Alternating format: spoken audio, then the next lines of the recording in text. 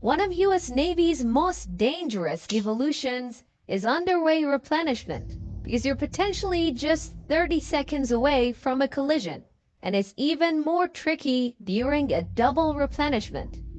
But why these ships sail side by side during this procedure as opposed to one ship behind the other?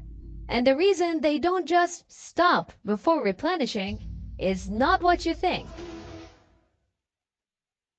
Underway replenishment, or UNREP, is a broad term applied to all methods of transferring fuel, munitions, supplies, and personnel from one ship to another while the vessels are underway. The rest of the world call it replenishment at sea, but we'll use the US Navy term underway replenishment. UNREP allows ships to remain at sea for prolonged periods of time, especially in areas of the world where friendly resupply ports are not available. Generally speaking, there are two methods of UNREP. In the first method, the supply ship and the receiving ship are connected, and the transfers are done using those connections. This is called alongside connected replenishment, or CONREP. In the second method, the ships are not connected. Instead, helicopters are used to transfer the cargo from the supply ship to the receiving ship. This method is consequently called vertical replenishment, or VERTREP. But these two methods serve different purposes. Vertical replenishment is pretty much concerned with delivering cargo and not fuel, and the weight of each load is typically limited to 4,000 pounds per delivery. VERTREP helicopters are equipped with a cargo hook from which a load is suspended. When transferring munitions, special ordnance slings are hooked up by the personnel on the supply ship to the helicopter. For non-sensitive cargo, conventional cargo nets are used. Once the helicopter reaches the receiving ship, it slowly hovers and lowers the cargo onto the deck, and the load is then manually released by a helicopter crewman. Even though multiple helicopters could be transferring the cargo from the supply ship, the overall transfer rate is lower compared to connected replenishment. Vertical replenishment is quite common, and while logistically simpler than connected replenishment, it is relatively dangerous as it involves risks to the loading personnel due to the helicopter and the load, and also potential risks associated with the helicopter due to FOD. One upside for VERTREP is that the supply ship could remain at a safe distance from the receiving ship. As you'll see momentarily, this is not the case for connected replenishment. Comparatively, connected replenishment, or CONREP, is logistically a lot more complicated than VERTREP. After all, we're talking about two massive ships steaming side by side at a speed of 12 to 14 knots, tethered with multiple steel cables while they're less than 200 feet apart. And they'll be moving along in that situation for hours while transferring fuel and cargo. And in case of replenishing aircraft carriers, it could take days. So by now, it should be absolutely clear that a successful connected replenishment requires a lot of coordination between the two ships. And how is that coordination done? Using flags.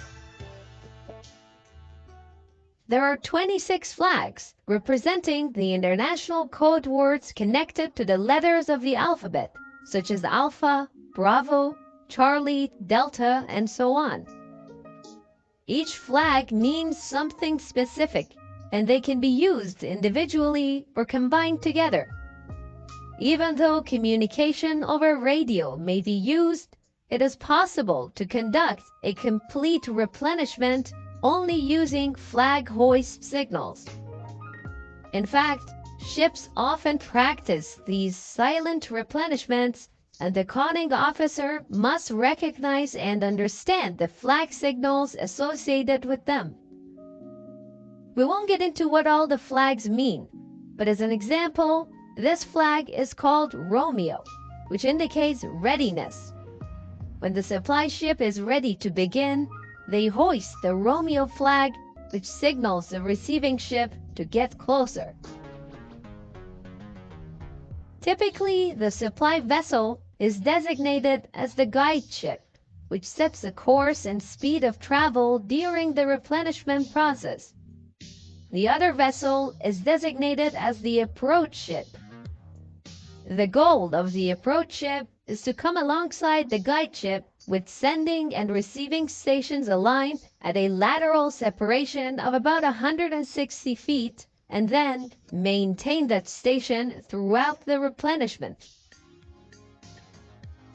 As soon as the approach ship reaches an adequate position, a shot line is sent over, which may require multiple attempts from the gunner since both vessels are moving and the apparent wind needs to be taken into consideration. That shot line is used to pull in the phone and distance line, or P&D line, which is marked every 20 feet by a flag. Once the P&D line is across, the job of maintaining proper separation becomes much easier using the flags that indicate the distance between the ships. The P&D line also provides for sound-powered bridge-to-bridge communications. The lines needed to set up the transfer rig are similarly pulled across. When fueling at sea, typically a stream rig is utilized. Stream stands for Standard Tension Replenishment Alongside Method, which basically means a tensioned span wire is suspended between the two ships. Then a series of hose saddles are attached to the span wire by trolleys. The actual transfer hose is then suspended in between the saddles, which carry the weight of the hose. Personnel on the receiving ship haul in the hose until the probe latches onto the receiving end. And we're in business. Who says you can't have hose on a Navy ship? Because of the relative position of the ships, it is common for the larger ships to set up multiple transfer rigs, allowing for faster transfer or the transfer of multiple types of stores. Each pallet can carry up to 8,700 pounds of cargo, which is twice as much as what helicopters can deliver during vertical replenishment. Anything from munitions to produce can be brought on board. You know, it's true what they say. To be on a warship, you need to have a pair. We should also note that nearly all replenishment ships are set up to service two receivers at once, with one being replenished on each side. This is referred to as double underway replenishment. Most ships can receive replenishment on either side, that is except for US Navy's aircraft carriers. The island on aircraft carriers is located on the starboard side, and that's the only side that carriers can be replenished from. Throughout the replenishment process, flags and signs are used to communicate between the ships, but the personnel also wear helmets with different colors. Each color identifies the role of that person as it relates to the replenishment process. White means officer. White with green cross, safety officer. White with red cross, corpsman. Yellow, rig captain. Green, signalman. Red, line throwing gunner. Brown, winch operator. Purple, winch watcher or repairman. Blue, line handler. Orange, checker or supply personnel. And finally, gray means all other. There is research about urine being used as a clean source of energy, but this is just a fuel sample. examined for possible contamination, and once replenishment is completed, the fuel hose is released and all other cables and connections are hauled back onto the ships. Following successful completion of replenishment, it is customary for many U.S. Navy ships to play a signature tune over their PA system as they break away from the supply vessel. In the Royal Australian Navy, ships fly a special flag during the replenishment operation. For example, the flag of A-League teams associated with the city that the ship is named after. The earliest type of replenishment is astern fueling, where the receiving ship follows directly behind the supply ship, and this is much safer, as a slight error in the course of the ships will not result in a collision. But astern fueling has limitations. It can only transfer fuel, not cargo, and can only supply one ship at a time. That said, it does have a place in the replenishment plan, generally limited to refueling convoy escorts. Warships can be quite vulnerable during replenishment, so the sooner the transfer is completed, the better.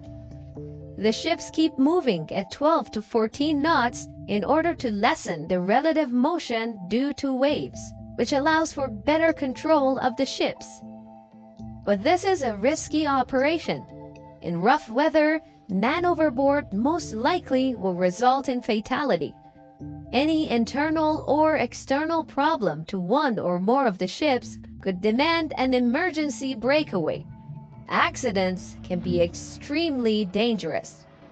And yet, alongside connected replenishment, continues to be the U.S. Navy's one-stop shop to deliver all types of supply as quickly as possible.